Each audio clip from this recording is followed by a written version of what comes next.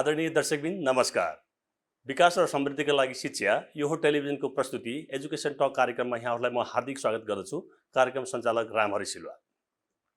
दर्शकबिन, आज हामी शिक्षा क्षेत्रका समसामयिक विषय, स्कुल शिक्षादेखि विश्वविद्यालय शिक्षाका समस्या र चुनौती, विद्यालय छाता सङ्गठनहरूले गरेका गतिविधि लगायत विविध विषयमा छलफल गर्नेछौँ। छलफलका लागि आज हामीसँग हुनुहुन्छ प्याप्सनका सहअध्यक्ष डिके ढुङ्गाना र प्राइभेट कलेज एसोसिएसनका अध्यक्ष डाक्टर राजेन्द्र केसी। यहाँहरूलाई कार्यक्रममा स्वागत छ। म डिके सरसँगै कार्यक्रम सुरु गर्न चाहन्छु। डिके सर, नेपाल सरकारले हालसालै दुईवटा निर्णय गरेको छ। एउटा एसईका विद्यार्थीहरूलाई स्वतः अपग्रेड गर्ने एउटा विषय र अर्को अनलाइन र भर्चुअल विधिबाट विद्यार्थीलाई क्लास लिने। यस सन्दर्भमा प्याप्सनको आधिकारिक धारणा बताइदिनुहोस्। उनीहरूलाई हामीले एउटा सहज निकास दिनुपर्छ भनेर एकपटकको लागि चाहिँ यो एसईलाई चाहिँ अटोमेटिक अपग्रेड हुने, तर त्यो अपग्रेड हुँदा पनि एउटा कार्यविधि बनाएर गर्ने भनेर एउटा कार्यविधिको निर्माण पनि भइरहेको छ। त्यो कार्यविधिकै आधारमा विद्यार्थीको सही मूल्याङ्कन गरेर उनीहरूलाई अगाडि बढाउने विषय छ। त्यसमा हामीले सकारात्मक ढङ्गले लिएका छौँ। यो विषय हामीले पनि माग गरेका थियौँ साङ्गठनिक रूपमा। अब अर्को विषय चाहिँ यहाँले जुन राख्नुभयो, अनलाइन र भर्चुअल क्लास अथवा यो डिस्टेन्स बोर्डका लर्निङ प्रोसेसहरूलाई अब प्रधानमन्त्रीज्यूले पनि यो विषयलाई सकारात्मक ढङ्गले अब यतातिर जानुपर्छ भन्नुभयो। शिक्षा मन्त्रालयले पनि कार्यक्रम तयार गर्यो र हामीले पनि असार 1 गतेदेखि औपचारिक रूपमा विद्यालय शिक्षालाई अब हामीले जुनसुकै स्रोत हुनसक्छ, माध्यम हुनसक्छ, त्यो अपनाएर विद्यार्थीहरूलाई घरमा थुनिएर बस्ने वातावरण होइन, उनीहरूलाई सिकाइसँग जोड्नुपर्छ। उनीहरूलाई सिकाइसँग जोड्दाखेरि उनीहरूको मनमा भएको भय, त्रास, डर हट्दै जान्छ र शिक्षकहरूसँग उनीहरू कनेक्सनमा आउँदाखेरि उनीहरूलाई एउटा इन्करेजमेन्ट पनि हुन्छ, एक प्रकारको काउन्सिलिङ पनि हुन्छ र उनीहरूको मनोबल बढाउन सकिन्छ र उनीहरूलाई एउटा मनोपरामर्श पनि हुन्छ भन्ने हेतुले यी दुवै कार्यक्रमलाई सकारात्मक ढङ्गले लिएर हामी अगाडि बढेका छौँ। राजेन्द्र सर, अब विशेष गरी सरकारले एसईको बारेमा त एउटा निर्णय लियो। 11-12 क्लास र युनिभर्सिटीका क्लासहरूको बारेमा चाहिँ खासै त्यस्तो बोलेको देखिँदैन। तपाईँ प्राइभेट कलेजको पनि अध्यक्ष भएको हिसाबले तपाईँको धारणा चाहिँ के छ? हाम्रो समयको हिसाबले हेर्दाखेरि एसईले अहिले जुन खालको चाहिँ नेपाल सरकारले निर्णय लिएको छ त्यो कुरो चाहिँ स्वागतयोग्य छ। किनभनेदेखि अब टाइमको हिसाबले, टाइम कन्ज्युमको हिसाबले पनि यो धेरै राम्रो छ। अब दोस्रो कुरो के हो भन्दा नेपाल सरकारले अब बोल्या छैन युनिभर्सिटी कुरोलाई होइन। तपाईँले सरसर्ती हेर्दाखेरि के देख्छु भनेदेखि बजेटदेखि लिएर हरेक क्षेत्रमा हाइयर एजुकेसनको बारेमा नेपाल सरकारले एकदम कम बोलेको छ र नेपाल सरकारले धेरै जस्तो यसमा बोल्दाखेरि एजुकेसन भनेर चाहिँ +2 सम्मलाई बढी प्रायोरिटी दिएमा देख्छु। किनभनेदेखि तपाईँको ब्याचलर भयो, मास्टर्स भयो, एमफिल भयो, पिएचडी प्रोग्रामहरू हो, त्यसको लागि स्पेसिफिक बजेट त्यसरी गरेर पनि देख्दैन, हाइलाइट गरेर पनि देख्दैन। तैपनि अब यो के हो भन्दा हामीले चाहिँ अहिले छ नि यो अनलाइन र भर्चुअल क्लास चाहिँ अब सबभन्दा बेटर त सबभन्दा डायरनेस भने त ब्याचलर मास्टर्सलाई सही हो। किनभनेदेखि यिनीहरू लेभल पनि हाई, एजुकेसन पनि हाई र त्यसपछि उमेर पनि हाई भएको कारणले चाहिँ यिनीहरूले पढाउन पनि सही हो, इन्टरनेसनल हिसाबले ग्लोबल्ली पनि यिनीहरूलाई लैजान पनि सही हो। र फेरि अब अहिले हाम्रो देशमा मात्रै नयाँ हो भर्चुअल क्लास भन्ने जाँदा नयाँ कन्सेप्ट आयो। यो कुनै नयाँ कन्सेप्ट होइन र अब अहिले चाहिँ हाम्रो 21औं शताब्दीमा आउँदाखेरि भर्चुअल अनलाइन क्लास जानै पर्थ्यो। हाम्रो टिचर्सहरू, हाम्रो प्रोफेसरहरू, हाम्रा पिएचडी होल्डरहरू, हाम्रा स्टुडेन्टहरू अब यो टाइम सेभको लागि पनि अहिलेको 21st सेन्चुरीको निड्स र वान्ट्सलाई हेर्ने हो भनेदेखि यो एकदम आवश्यक छ। अब अगाडि बढ्नुपर्छ र यो कोभिड-19 को प्रब्लम सल्भ भइसकेपछि पनि यो कुरो चाहिँ कसरी जानुपर्छ भने यो रेगुलर क्लास र भर्चुअल क्लासलाई प्यारलली अगाडि बढाउनुपर्छ, यो देशकै विकासलाई पनि। डिके सर, अब तपाईँहरू चाहिँ यो ठुलो छाता सङ्गठन पनि हुनुहुन्छ। सरकारले निर्णय गर्दाखेरि त्यति तपाईँहरूसँग छलफल बहस गरेको पनि त्यति देखिँदैन र प्याप्सनले चाहिँ दुईवटा विज्ञप्ति एकदम चर्चित छ। दुईवटा विज्ञप्ति, पहिला तपाईँले 21 गतेदेखि स्कुल कलेज खोल्ने भनेर एउटा विज्ञप्ति दिनुभयो, त्यसले पनि एउटा खालको ठुलो विवाद अथवा त्यो एउटा क्रिएट गर्यो र अहिले पछिल्लो पालि हिजो तपाईँले जे विज्ञप्ति जारी गर्नुभयो, अब बिस्तारै चाहिँ भर्ना प्रक्रिया अगाडि बढाउने, पैसा उठाउने भन्नुभयो। यो सम्भव छ? असम्भव छ। म यहाँलाई यसरी बताउँ, पहिलो कुरा हामीले जुन जेठ 22 गतेबाट विद्यालय खोल्छौँ भन्यौँ नि, त्यो बेलासम्म हाम्रा विषयहरू गभर्मेन्टको कुनै पनि लेभलले सुनेन। किनभने हामीसँग त ठुलो दायित्व छ नि त। हामीसँग 2 लाखभन्दा बढी शिक्षक कर्मचारी हुनुहुन्छ, हामीसँग विद्यालयको स्ट्रक्चर छ होइन, त्यहाँभित्र अन्य प्रकारका दायित्वहरू पनि छन् र हाम्रो डाइरेक्ट इन्कम हो यो इन्डाइरेक्ट इन्कम ट्याक्स उठाएर पे गरे जस्तो होइन कि हामीले पेरेन्ट्ससँग पैसा लिएर विद्यालय सञ्चालन गर्ने हो। अब त्यो दायित्व चाहिँ लामो समयसम्म चाहिँ त्यसका बारेमा सम्बोधनै भएन।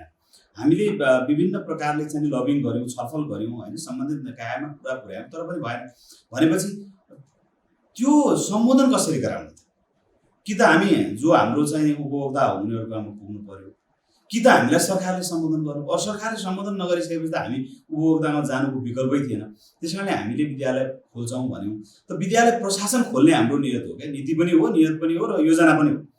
त त्यहाँ के हो भने विद्यालय प्रशासन खोल्छौँ भन्दा कसैले नसुन्ने, हामीसँग पास पनि छैन। हेर्नुहोस्, 32 गतेभन्दा अगाडि त पास चाहिन्थ्यो।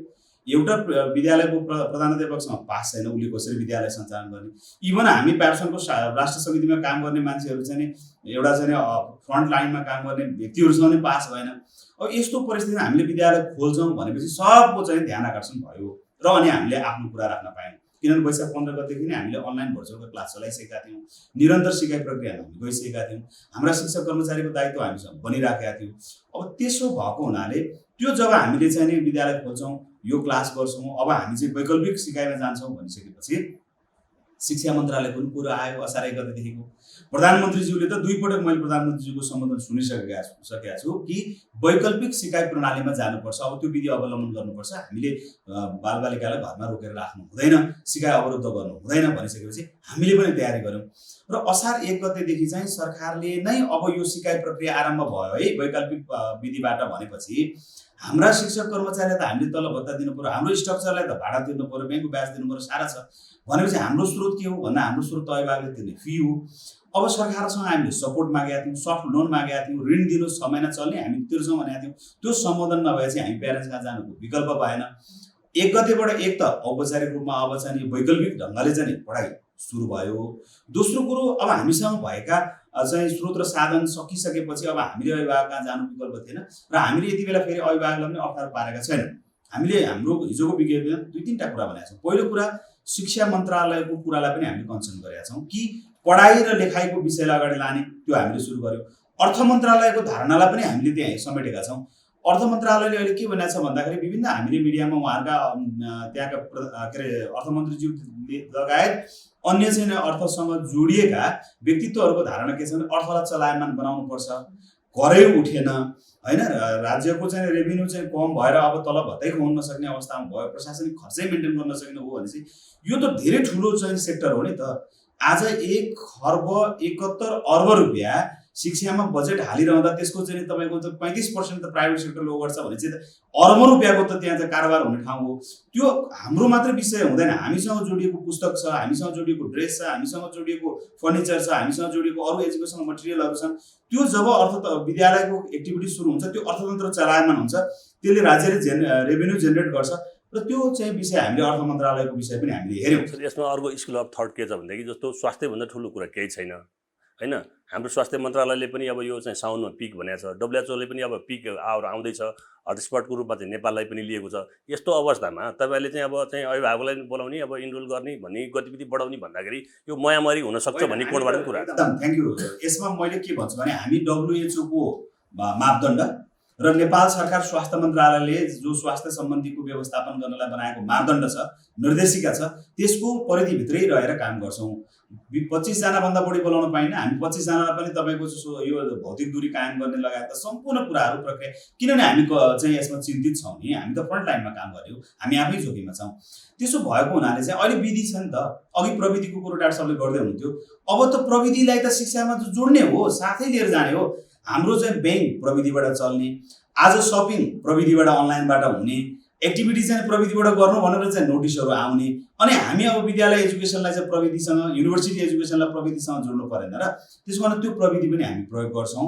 हामीले 2टा कुरा भनेका छौँ। एउटा, अहिले हामीलाई केही यो सपोर्टको निम्ति मासिक शुल्क बुझाइदिनुहोस् या वार्षिक शुल्क बुझाइदिनुहोस् र अगाडिको 76 सेसनको बाँकी बोकेउता छ भने त्यो बुझाइदिनुहोस्, हामी बाँच्दै गर्छौँ, तपाईँहरू पनि बाँच्दै रहनुहोस्। भोलि जब भौतिक रूपले हामी विद्यालयमा जम्मा हुन्छौँ त्यो बेलामा अनि कसरी जाने, के गर्ने, कसले कसलाई सपोर्ट गर्ने भन्ने कुरा सोचौँला भनेर भने हो।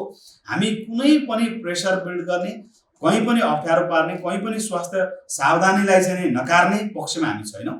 व्यवस्थित ढङ्गले यो बच्चा बच्चीको पढाइ लेखाइलाई, बच्चा बच्चीको सिकाइ प्रक्रियालाई अगाडि लाने।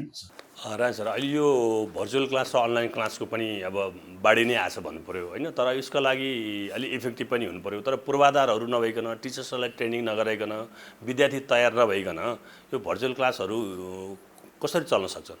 अरू देशहरूमा हेर्नु हो भने संसारमा सबै देशहरूमा आजभन्दा 100 वर्ष पहिलादेखि भर्चुअल क्लास, अनलाइन क्लास अनि अनलाइन युनिभर्सिटीहरू, डिस्टेन्स लर्निङ सेन्टरहरू टन्नै छ। अब हाम्रो देशमा चाहिँ एउटा रेगुलर प्रोसेसबाट र ट्रेडिसनल टाइपका स्कुल, कलेज, युनिभर्सिटी र त्यसको उत्पादन भएका ह्युमन रिसोर्सहरू भएको कारणले चाहिँ हामीले यसलाई चाहिँ अहिले ठुलो समस्याको रूपमा चाहिँ फिल गरेका छौँ। खास त्यसै समस्याको रूपमा फिल गर्नुपर्ने कुरो छैन। हामीसँग सबै स्कुल, कलेज, युनिभर्सिटीहरूमा सबै अनलाइन कुराहरू अलरेडी फिक्स छ, त्यो कुनै ठुलो समस्या छैन। तर त्यो चिजलाई अब हामीले रेगुलरको सट्टा त्यसमा कन्भर्ट गर्नु पर्यो। म तपाईँलाई एउटा उदाहरण दिन चाहन्छु। आजभन्दा हामी 3 जेनेरेसनलाई ग्यापलाई स्टडी गरौँ भने पहिलो जेनेरेसनले जति बेला मोबाइल थियो, तपाईँलाई याद छ, सबै पिपुललाई पनि याद छ, सांसदहरूलाई, मन्त्रीहरूलाई मोबाइल दिनुभन्दा जनताहरूले के भन्थ्यो भने मोबाइल दिनु भयो भन्थ्यो। हेर्नुहोस्, त्यति बेला नि अस्ति भर्खर आजभन्दा 20-25 वर्ष पहिला। र त्यसपछि त्यति बेला मान्छेहरूले चाहिँ मोबाइल नलिने, कार नलिने, मोटरसाइकल नलिकन काम चलायो। विकासको गति पनि त्यति नै ढिलो सुस्त थियो। अब हाम्रो जेनेरेसनमा कार, अब अहिले हेर्नुहोस्, बाहिर मान्छे हेलिकप्टर चढेर चाहिँ अफिस जान्छन्, प्लेन चढेर अफिस जान्छन् होइन। र त्यसपछि मोबाइल, यो एकदम सानो, एकदम नोमिनल, एकदम बेसिक नेसको रूपमा अहिले डेभलप भयो। अब नेक्स्ट जेनेरेसन हेर्नुहोस्, अब धेरै होइन, 15-20 वर्षपछि यो अनलाइन क्लास र भर्चुअल क्लास एकदम चाहिन्छ, निडै भयो, निडै हुन्छ। र अब अहिले हामी यस्तो टाइममा आछौँ, यो च्यालेन्जको रूपमा ल्याएको छौँ। च्यालेन्जको रूपमा लिनु जरुरी छैन। मेरो बुझाइ के छ भन्दा हामीसँग सबै स्कुल, कलेजहरूमा सेटअप भइसकेको छ, यसलाई युज गर्नु मात्रै बाँकी हो। र यसलाई अब हामीले टिचरहरूलाई ट्रेनिङ दिनु पऱ्यो, स्टुडेन्टहरूलाई यसको ट्रेनिङ प्लस युज टु गर्नु पऱ्यो। र फेरि आजको जेनेरेसनका स्टुडेन्टहरू सबैलाई यो भर्चुअल र अनलाइन उनीहरूलाई एकदम राम्रो थाहा छ, धेरै ट्रेनिङ पनि आवश्यक छैन। बरु टिचर र प्रोफेसरहरूलाई चाहिँ ट्रेनिङ दिनु पऱ्यो। त्यो दिइसकेपछि अब हामी यसलाई एजुकेसन र एक्सनमा लैजानु मात्रै कुरो हो। र यसले गर्दा के छ भने हामी कोभिड-19 को यो वर्ल्ड वाइड प्रब्लममा हामी फाइट गरिरहेको छौँ। वर्ल्ड वाइडको हिसाबले अब अहिले संसारको सबै युनिभर्सिटीहरू, स्कुल, कलेजहरू त अनलाइन गइसक्यो भने हामी यसलाई ब्याक गर्नुहुन्न, यो देशले पनि ब्याक गर्नुहुन्न, यहाँको प्यारेन्ट्सहरूले ब्याक गर्नुहुन्न, स्टुडेन्टहरूले ब्याक गर्नुहुन्न, यसलाई अगाडि लैजानुपर्छ। अब अलिकति 1-2 महिना अलिकति युज टु नभएर समस्या हुनसक्छ। यो समस्यालाई चिरेर अगाडि बढ्नुपर्छ। हेर्नुहोस्, यो कुनै नौलो चिज छैन र लानुपर्छ। अझ एक दिन जान्छ। तर सर, यसमा यस्तो छ नि, जस्तो पोहोर सरकारकै डाटा पनि 70,000 विद्यार्थी विदेश पढ्न गएको छ। कोभिड-19 का कारणले धेरै विद्यार्थी, युनिभर्सिटीका विद्यार्थी यहीँ रोकिन्छन्। त्यसका लागि चाहिँ हामीसँग के पूर्वाधार छ त? आङ्गी क्याम्पसमा के छ, सम्बन्ध प्राप्त क्याम्पसहरूमा के छ त? होइन, यस्तो छ कि हामी यहाँका स्टुडेन्टहरू किन गयो त, बाहिर किन गयो? तिनीहरूलाई यहाँ राख्नको लागि पूर्वाधार त चाहिएला नि त। यहाँ राख्नको लागि पनि अब नेपाल सरकारले शिक्षामा बजेट अब हुन त आइसक्यो, तर यसलाई फेरि बढाउनु त मिल्दैन।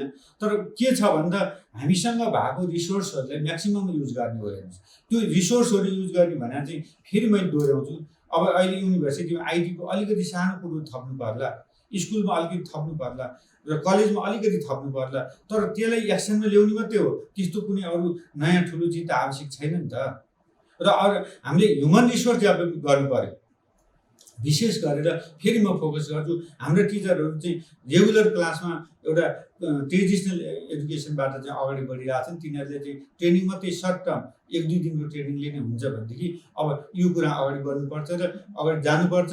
यसमा के छ भन्दा पछि यो समस्या हुन्छ यो हुन्छ भनेर हामी अल्झिनु हुँदैन।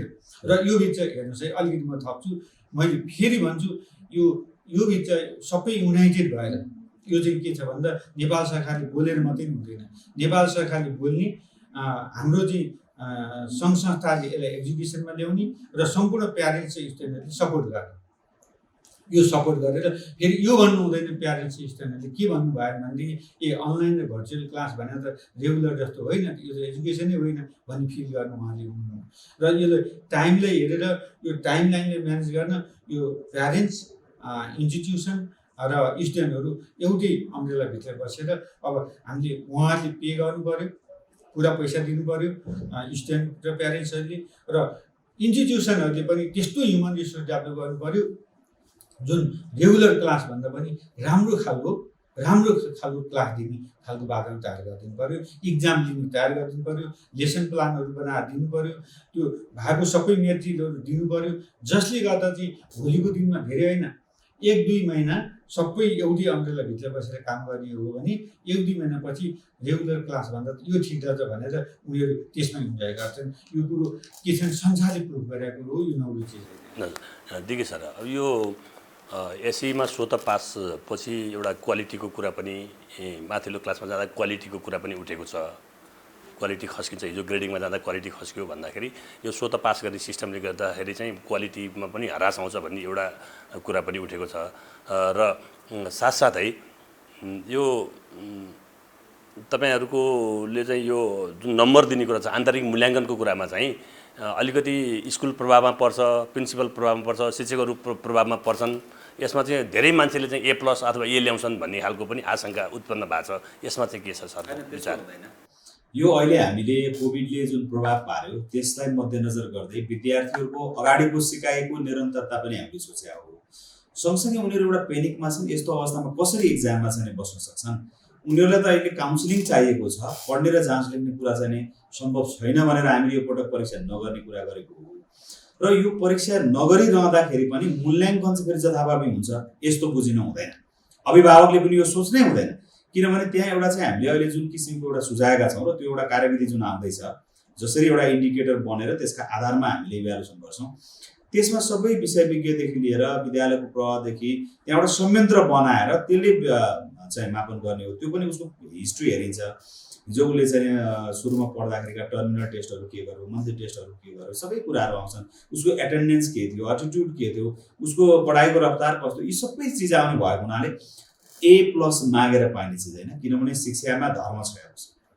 जुनसुकै अब कसैले बदमासी गर्छ त त्यो त अब हेर्नुहोस् भगवानमा त चाहिँ हामीले खोटो पाउँछौँ होइन भनेदेखि यो चाहिँ नि के भने मान्छेले गर्ने काम कहीँ न कहीँ त सामान्य त्रुटिहरू होलान्। हामीले फेरि प्राइभेट स्कुलको स्टुडेन्टलाई मात्र हेर्नु भएन, यहाँ त तपाईँको गभर्मेन्ट स्कुलका होइन आम विद्यार्थीको कुरा गर्नु पर्यो। अब त्यसो कुरा गर्दाखेरि चाहिँ हामीले के बुझ्नुपर्छ भने नीतिगत ढङ्गले, नीतिसम्मत ढङ्गले, न्यायसम्मत ढङ्गले विद्यार्थीको सही मूल्याङ्कन हुन्छ। त्यस कारण भोलि क्वालिटीमा चाहिँ हिजोको परीक्षा भएर आएको विद्यार्थी र आज परीक्षा नदिकन चाहिँ आन्तरिक मूल्याङ्कन गरेको विद्यार्थीको बिचमा क्वालिटीमा भेरिएसन हुन्छ, यस्तो हुँदैन। क्वालिटीमा चाहिँ हामीले कन्ट्रोल गर्छौँ। जस्तो अब यो चाहिँ कोरोनाकै महामारीको बिचमा अब पढाइहरूलाई चाहिँ अनलाइन भर्चुअल अगाडि बढाउने भनिरहँदाखेरि अब निजी विद्यालयहरूको हकमा 40-50-60% इफेक्टिभ र सामुदायिक र सरकारीको हकमा त 20-25% मात्रै इफेक्टिभ भन्ने भएको छ। अब के त, अब फर्दर के त, यसको निकास के त? अब अनि अघि डाक्टर साहबले बडो राम्रो कुरा जोड्नु भएको थियो क्या प्रविधिको विषयमा। प्रविधिप्रति अब हामी के हुनु पर्यो भन्दा सकारात्मक हुनु पर्यो। सुरुका दिनमा हामीले अनलाइन र भर्चुअल क्लासको कुरा गर्दाखेरि सारा मिडियाहरू होइन ले हामीलाई के भन्नु भन्दाखेरि यो गलत कुरा गरे हुँदैन भन्दै हुन्थ्यो। अब हुनेमा अहिले हामी आइसक्यौँ होइन। नेपाल गभर्मेन्टले त बोलि नै सक्यो त, इन्टरनेटको पहुँच पुर्याउने, सारा गर्ने, अब विद्यालयहरूलाई चाहिँ प्रविधि मैत्री बनाउने भनिसकेपछि त हामी प्राइभेट पनि लाग्छौँ नि। हामीले माइन्डसेट चेन्ज गर्नुपर्छ। यतिखेर हेर्नुहोस् सबैभन्दा ठुलो कुरा माइन्डसेट हो क्या। तपाईँले म सक्छु म सक्दिनँ, तपाईँ दुइटै कुरामा राइट हुनुहुन्छ। सक्छु भन्नुभयो भने पनि राइट हुनुहुन्छ, तपाईँले अपर्च्युनिटीको रूपमा देख्नुहुन्छ। सक्दिनँ भन्नुभयो भने तपाईँ राइट हुनुहुन्छ, तपाईँले च्यालेन्जको रूपमा देख्नुहुन्छ। कोभिड-19 अहिले कसैको लागि त अपर्च्युनिटी छ नि त। प्रविधिमा काम गर्ने अनलाइन बिजनेसहरू, टेक्नोलोजी बेसका बिजनेसहरूले त एकदम मारामार कमाएर अरबपति भइरहेको सन्दर्भ छ भनेदेखि मेनुअल काम गर्ने मान्छेको लागि च्यालेन्ज के पनि गर्न सकेको अवस्था छैन। आज हामीले सबै नेपाली शिक्षालयमा काम गर्ने कर्मीहरूले कोभिड-19 लाई अपर्च्युनिटीको रूपमा लिनुपर्छ। हामीले प्रविधिसँग जोडिने, प्रविधि मैत्री हुने, भोलिका दिनमा हाम्रो पाठ्यक्रममा प्रविधिलाई ल्याउने र त्यो आधारमा जाने। किनभने आउने दशक त अब तपाईँको चाहिँ प्रविधिसँग नजोडी हुँदैन। हाम्रा घरका कोठा चोठामा अब प्रविधि जडान भइसक्यो, ढोका तपाईँलाई गएर उभिँदाखेरि खुल्ने भइसक्यो। अब बिजुलीको जुन उत्पादन अहिले भइराखेको छ त्यो भोलि खपत गर्नका निम्ति पनि प्रविधि भएन भने कहाँ खपत हुन्छ त? त्यो त मूल सहर र राजधानीको कुरा गरेर भयो, बाहिर पनि छ अहिले होइन। यसरी हेर्नु पर्यो, कहीँ न कहीँबाट इनोभेसनको सुरुवात हुनुपर्छ। राम राज्य होइन यो होइन। तपाईँको रामका पालाको राज्यको परिकल्पना गरेर हुँदैन। उनले आफ्नै श्रीमतीलाई पनि अग्नि परीक्षा गर्न पठाएको कुरा गरेर हुँदैन। कहीँबाट सुरु गर्नुपर्छ। त्यहाँ थ्रेट पनि हुनसक्छ, च्यालेन्ज छ, अपर्च्युनिटी छ। त्यो सबै कुरालाई मध्यनजर गर्दै हामी अब सहरमा पोसिबल छ भने सहरबाट गाउँतिर जाउँ न त। कृषि गाउँमा पोसिबल छ, गाउँबाट कृषिलाई भित्र्याएर सहरसम्म ल्याउँ न त, कौशिकीसम्म। प्रविधि अहिले सहरमा चाहिँ अभाइलेबल छ भने त्यो प्रविधिलाई हामी गाउँसम्म लैजाउँ न। यी कुराहरूलाई हामीले म्यानेज गरेर जाने हो, योबाट बाहिर जाने होइन। अब शिक्षा प्रविधिसँग जोडिनुपर्छ। भोलिका दिनमा बिना प्रविधिको शिक्षा सम्भवै छैन। रान सर, अब यो मैले अहिले स्वत पासको कुरा र आन्तरिक मूल्याङ्कनको कुराले केही कन्फ्युजनहरू पनि क्रिएट भएको छ। यसले गुणस्तरमा पार्ने प्रभाव र हामीले युनिभर्सिटीले दिने प्रडक्टमा चाहिँ के असर पर्ला त? हेर्नुहोस्, यसमा के छ भने हामी फेरि कन्जर्भेटिभ छौँ। हेर्नुहोस् है, हामी सबै कहाँनिर कन्जर्भेटिभ छौँ भनेदेखि हामी एउटा कुराबाट अर्को कुरा जान्छ त हामी यो चाहिँ कन्फ्युज छौँ, नेगेटिभ वेबाट छौँ। र यो के हो भने त सबै कुरो हुन्छ, नहुने कुरो छैन। यी सबै कुरो सम्भव छ भनेर जानु पर्यो। अब म तपाईँलाई भन्छु, कहाँ चाहिँ तपाईँको 1 to 9 सम्म चाहिँ त्यही टिचरलाई, त्यही इन्स्टिट्युसनलाई विश्वास गर्ने। अब एसीलाई हाउबुजी बनायो। हेर्नुहोस्, यो किन हाउबुजी बनायो भनेदेखि यो नेपाल सरकारले नै लिला भएर अब यसलाई हाउबुजी बनायो। अब कुनै पनि सङ्घ संस्थालाई, स्कुललाई त्यसमा अविश्वास गर्ने कुरो म देख्दिनँ। 9 सम्म ग्रेड दिन त त्यही दिँदा हुने। अब रह्यो के हुन्छ नि, यो एसीको प्रब्लम त्यति हो, अरू समस्या छैन। हेर्नुहोस्, अब यसलाई विश्वास गर्नु पऱ्यो नि त। त्यत्रो लाइसेन्स दिन विश्वास गर्ने, सबै कुरो गर्न विश्वास गर्ने, ट्याक्सको पनि विश्वास गर्ने। तर के हुन्छ भने अब एउटा सर्टिफिकेटमा त्यहाँका त्यत्रो प्रिन्सिपलहरू, त्यत्रा टिचरहरूले खराब गर्नुहुन्न, त्यो हुँदैन। एक दोस्रो कुरो, अरू देशहरूलाई तपाईँले अमेरिका प्रिन्सिपल र शिक्षकहरू लिन तयार छैन नि त जिम्मा सबै। अब अमेरिका हेर्नुहोस्, क्यानाडा हेर्नुहोस्, धेरै ठुल्ठुला युनिभर्सिटीहरूले पनि र स्कुलहरूले के गरेर छ भने अहिले क्लास इक्जामै लिँदैन, क्वेसन पहिले दिन्छ, लेखेर ल्याउँछ। अहिले इक्जाम नदिने युनिभर्सिटीहरू, स्कुलहरू टन्नै छन्। अब हामी स्टिल कन्जर्भेटिभ छौँ, त्यही 3 घन्टे इक्जामलाई युज छौँ। तपाईँको अहिले 90 सालदेखि त्यही 3 घन्टे हामी युज टु भएर यसो भनेका हौँ। त्यो क्वेसनै गर्नु पर्दैन। र सबै प्यारेन्ट्सहरू र स्टुडेन्टहरूले चाहिँ नेपाल सरकार ढुक्क भयो भने चाहिँ के छ भने यसमा अगाडि बढ्न सक्छ, समस्या छैन। अब रह्यो तपाईँको अर्को क्वेसन के थियो भने युनिभर्सिटीको लेभलले छ नि, यही लेभल हेर्नुहोस्। एजुकेसन त म त के भन्छु भने फाउन्डेसन हो नि त, यो नर्सरीदेखि लिएर 10 क्लाससम्म भन्नु। अब त्यो त त्यही अनुसारले हेर्नुहोस्, उही रिसर्चको काम हामी के भन्छौँ भन्दा पिएचडीले गर्ने हो, ठुल्ठुलाले गर्ने हो भन्छ। रिसर्च हो त अहिले 1 क्लासदेखि छ नि, 1 क्लासको आफ्नै स्ट्यान्डर्ड हुन्छ, 1 क्लासको आफ्नै स्ट्यान्डर्ड हुन्छ, 10 क्लासको आफ्नै स्ट्यान्डर्ड हुन्छ, र अब एमफिल र पिएचडीको आफ्नै स्ट्यान्डर्ड हुन्छ। त्यो स्ट्यान्डर्डले चल्ने हो। हेर्नुहोस्, एजुकेसनको धारा एउटै हो, 1 क्लास टु पिएचडीसम्म। त्यसले गर्दा चाहिँ अब यो हामीले अनलाइनको जुन कुरो छ, भर्चुअलको जुन कुरो छ, अब यो चाहिँ हाम्रो 21st सेन्चुरीलाई लिएर हेर्दाखेरि अब हामी अगाडि बढ्नु पर्यो। यो कोभिड-19ले नेपालको एजुकेसनलाई चाहिँ ड्रास्टिक चेन्जको लागि एउटा अपर्च्युनिटी दिएको छ। त्यो अपर्च्युनिटी के हो भन्दा हाम्रा टिचरहरूलाई यो थिएन, यो तपाईँको अनलाइन एजुकेसनको बारेमा धेरै ज्ञान थिएन। अब पढ्नुहुन्छ, किनभने टिचर जहिले पनि लर्निङ एटिच्युड हुनुपर्छ र बनाउनुपर्छ। यसले बनाउँछ पनि, त्यसले चाहिँ हामीले टेक्नोलोजीलाई ठुलो छुट्टै खर्च भनेर त्यो छुट्याउनु पर्दैन। र नेपाल सरकारले नै यस्ता इन्स्टिट्युसनलाई विश्वास गर्नु पर्यो, प्यारेन्ट्स र स्टुडेन्टले पनि विश्वास गर्नु पऱ्यो र हामी अगाडि बढ्न सक्छौँ। त्यो खालको ह्युमन रिसोर्स हरेक प्राइभेट कलेज सञ्चालकहरू त्यो सक्षम छ। हेर्नुहोस्, रात दिन अवरात खटेर नयाँ टेक्नोलोजी, नयाँ mission, vision, goal, objective setup गरेर इन्टरनेसनल ग्लोबल एजुकेसनमा कसरी फड्क मार्नुपर्छ भनेर सबै चिन्तित छन् र पढ लेखेका छन्। यो कुरा दाउद नगर्नुहोस्। हस् त, आजको कार्यक्रममा आइदिनु भयो, तपाईँहरूलाई धन्यवाद दिँदै यो कार्यक्रमबाट म बिदा चाहन्छु। यो टेलिभिजन हेर्दै गर्नुहोला। नमस्कार।